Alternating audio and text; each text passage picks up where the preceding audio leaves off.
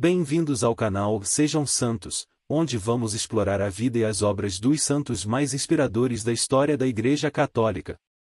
Nós vamos compartilhar suas histórias, seus ensinamentos e seus exemplos de virtudes, esperando que possam nos inspirar a viver de acordo com os ensinamentos de Cristo. Então, se você quer aprender mais sobre esses santos e descobrir como suas vidas podem ser caminhos que nos levam a Jesus Cristo para nós hoje, inscreva-se no nosso canal e deixe o seu like. Inscreva-se hoje mesmo, divulgue nosso canal a seus amigos e comunidades e nos ajude o nosso canal para que possamos alcançar mais pessoas na divulgação a conhecer mais a vida dos santos. Onde a santidade é uma jornada diária. Faça parte dessa comunidade de busca pela santidade.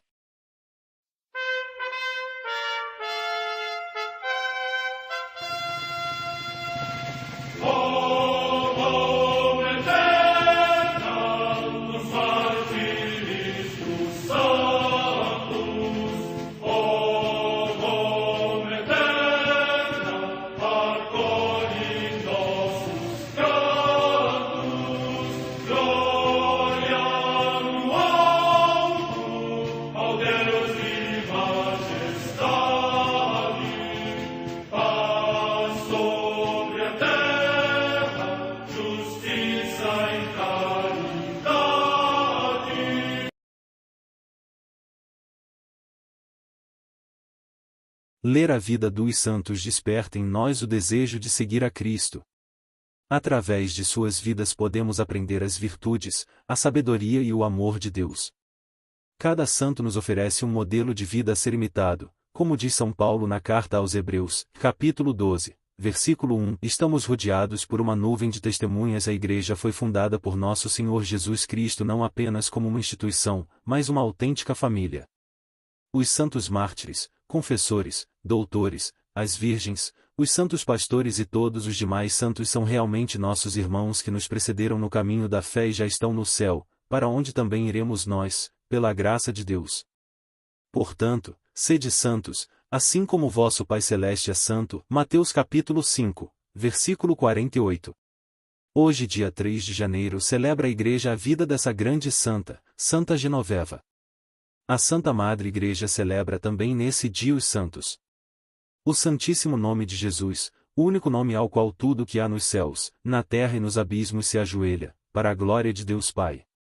Em Roma, no cemitério de Calixto, junto à Via Ápia, o sepultamento de Santo Antero, Papa, que, num breve pontificado, sucedeu ao mártir Ponciano. Morte no ano 236. Em Nicomédia, na Bitínia, hoje Smith, na atual Turquia, os santos Teopento e Teunas, que sofreram o martírio durante a perseguição de Diocleciano. Morte no ano 304. Em Cesareia da Capadócia, hoje Kayseri, também na atual Turquia, o centurião São Górdio, mártir, que São Basílio louva como verdadeiro êmulo do centurião que estava junto à cruz, porque, durante a perseguição do imperador Diocleciano, professou a fé em Jesus, Filho de Deus.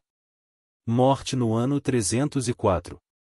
Em Pádua, no atual Vêneto, região da Itália, a comemoração de São Daniel, diácono e mártir. Morte no ano 304. Em Pário, no Helesponto, na atual Turquia, São Teógenes, mártir, que, recrutado como soldado no tempo do imperador Licínio, recusando-se a prestar o serviço militar por causa da sua fé cristã, foi encarcerado, torturado e finalmente afogado no mar. Morte no ano 320.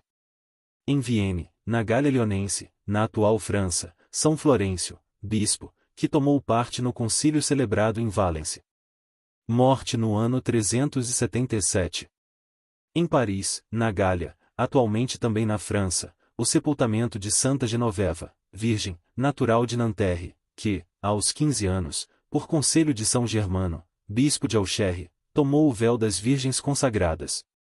Confortou os habitantes da cidade, aterrados pela incursão dos hunos, e sustentou os seus concidadãos em tempo de fome. Morte no ano 500. Em Lentini, na Sicília, região da Itália, São Luciano, bispo. Morte no século IX. No mosteiro de Manama, no Kerala, estado da Índia, São Ciríaco Elias Chavara, presbítero, fundador da Congregação dos Irmãos Carmelitas de Maria Imaculada. Morte no ano 1871. Santa Genoveva, Virgem, padroeira de Paris, França.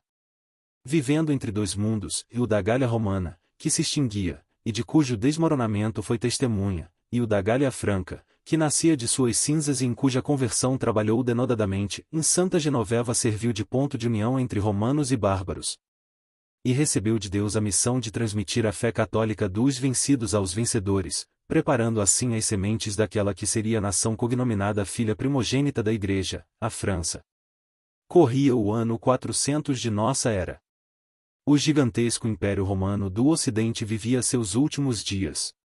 Na província romana da Gália, da atual França, em meio aos pagãos que ainda faziam sacrifícios humanos ao deus Thor, o cristianismo começava a lançar suas raízes quando, vinda de além Reno, uma horda de bárbaros devastou a região quase sem encontrar resistência. Porque os gauleses, outrora tão bravos, não se defenderam? Porque os romanos, com seu luxo, tinham-lhes dado sua moleza e seus vícios. Com o tempo, a vida recomeçou com os novos bárbaros sendo assimilados pela população do país.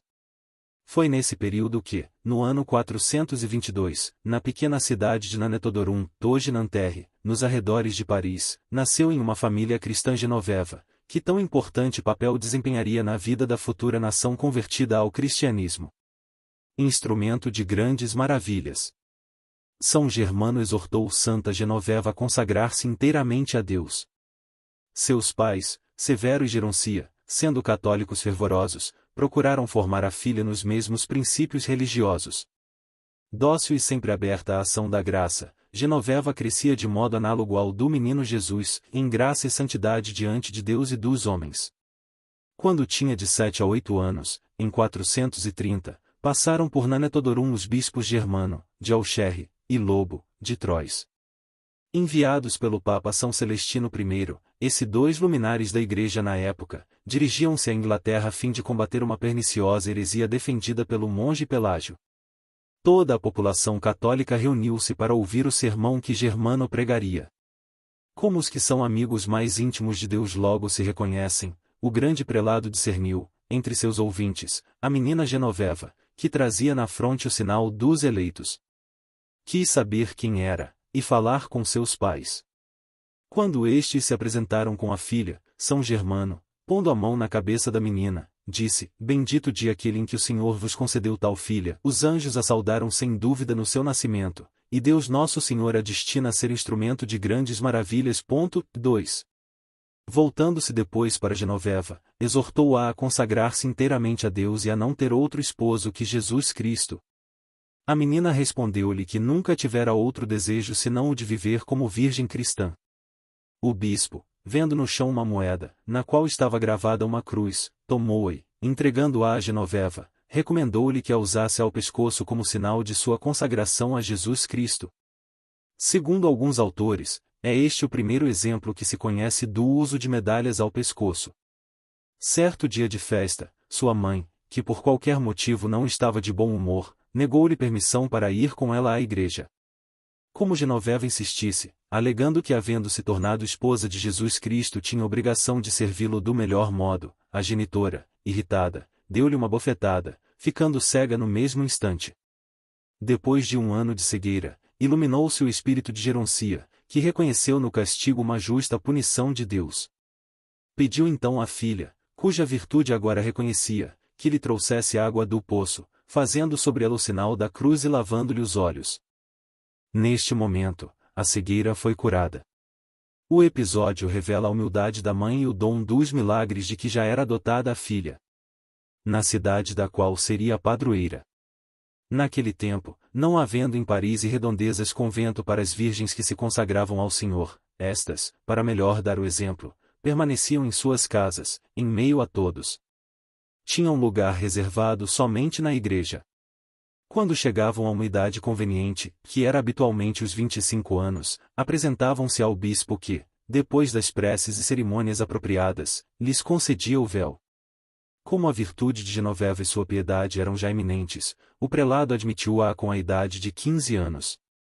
A partir de então, como faziam as virgens consagradas, a adolescente passou a alimentar-se apenas de legumes, a beber somente água, e cobriu-se com um cilício, passando longas horas em oração. Tendo seus pais falecido nessa época, Genoveva mudou-se para a casa de sua madrinha, na cidade de Lutécia, atual Paris, que mais tarde terá a honra de tê-la como padroeira. Queriam queimá-la como feiticeira. Pouco depois de estabelecida em Lutécia, Genoveva foi acometida por uma paralisia quase total, acompanhada de fortes dores. Não podia servir-se de nenhum de seus membros. A estranha doença chegou a um auge no qual ela perdeu os sentidos. Permaneceu durante 3 dias nesse estado, conhecendo-se que estava viva somente pelo fraco pulsar do coração. Durante esse período ela foi transportada, em espírito, entre os coros dos anjos, dando-lhe Deus a conhecer o muito que deveria fazer e padecer por seu amor no resto de sua vida. Parte desse sofrimento começou para ela logo em seguida, porque, em sua inocência, comunicara a algumas pessoas indiscretas o grande benefício de que tinha sido objeto. Ora, as almas medíocres não podem suportar que outras vivam em horizontes mais altos. Vingam-se delas pela calúnia e pela difamação. Assim, começaram a dizer que Genoveva aparentava santidade para exibir-se, que suas pretensas virtudes não passavam de fingimento, e outras coisas no gênero, sem olhar para os bons frutos que produzia. E como a calúnia atrai mais as almas soezes que a verdade, iniciou-se contra a santa uma verdadeira campanha de difamação, chegando-se ao ponto de querer-se queimá-la como feiticeira. Ora, sucedeu então que voltava a Lutécia, novamente a caminho da Inglaterra, o ilustre São Germano, agora nimbado por fama universal de santidade com o crédito de muitos milagres e prodigiosas conversões. Ouviu as calúnias em silêncio. Limitou-se a dirigir-se à casa onde vivia a santa, sendo nisso acompanhado pela multidão. Lá chegando, saudou-a com profundo respeito e reverência, após o que foi refutando calúnia por calúnia, mostrando, pelo contrário, o mérito dessa virgem diante de Deus. Voz tão autorizada teve uma ação verdadeiramente exorcística, cortando pela raiz todo o vendaval levantado pela maledicência. A santa salva Paris diversas vezes. A virtude de Genoveva voltou a brilhar perante os homens. Ela penetrava, graças a uma luz sobrenatural, no fundo das consciências, e levava a todos, pelo seu discurso inflamado, ao amor de Jesus Cristo. Passava sua vida em oração e lágrimas contínuas. Sua abstinência era prodigiosa, e mal se poderia crer se não se visse um excelente modelo na vida de seu mestre e diretor, São Germano de Auxerre. 3. Enquanto ela edificava a todos com suas virtudes, uma grande calamidade ameaçava abater-se sobre Paris. O terrível Átila, rei dos mais ferozes bárbaros da época, os hunos, tendo atravessado os Alpes e o Reno, invadia com suas hordas a Gália. Paris estava na sua rota de sangue e destruição. Na consternação geral, muitos pensavam em fugir da cidade, pois por onde passava o flagelo de Deus, como era conhecido, nada mais crescia no solo devastado. Genoveva saiu então de seu retiro para exortar o povo a obter misericórdia de Deus, por meio de orações, jejuns e penitências. E àqueles que queriam fugir, disse com autoridade: eu vos predigo que, pela proteção de Cristo, Paris será poupada, enquanto os lugares onde vos quereis refugiar tombarão sob o poder do inimigo, não restando lá pedra sobre pedra. 4. Muitos foram os parisienses dóceis aos seus conselhos que se revezavam na igreja, numa contínua prece ao céu. Mas novamente o demônio suscitou outros contra ela, alegando que os levava a uma ruína inevitável com suas pseudo-profecias. Os ânimos novamente se acirraram de tal modo, que desejavam outra vez queimá-la. Mais uma vez São Germano, que já gozava da glória celeste, livrou-a, desta feita por meio de seu arcediago. Este, chegando a Paris, reuniu o povo, mostrando como o santo bispo Germano, durante sua vida, havia honrado Genoveva. Citou-lhes os testemunhos que dela havia dado antes de morrer. Com isso, apaziguou de novo a tempestade. A profecia da santa cumpriu-se à risca, pois apesar de Átila ficar correndo da cidade de Champagne a Orléans e de Orléans a Champagne, não avançou até Paris. Finalmente, foi derrotado por uma coligação de romanos, francos e visigodos, na estupenda vitória de Chalon-sur-Marne, em 451. Alguns anos mais tarde, Paris foi sitiada, desta vez por Meroveu, terceiro rei dos francos.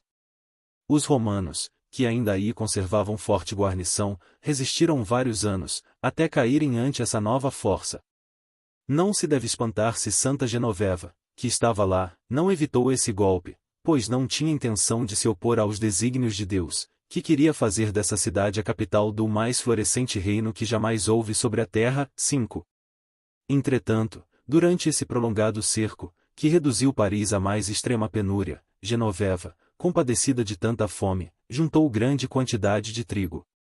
Conduziu a Paris através de inúmeras dificuldades, salvando assim a vida daquele povo aflito.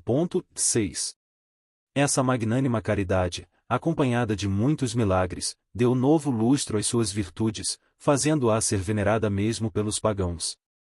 Chilperico, pai de Clovis, estimava tanto a nossa santa que nunca se atreveu a negar-lhe coisa alguma que pedisse.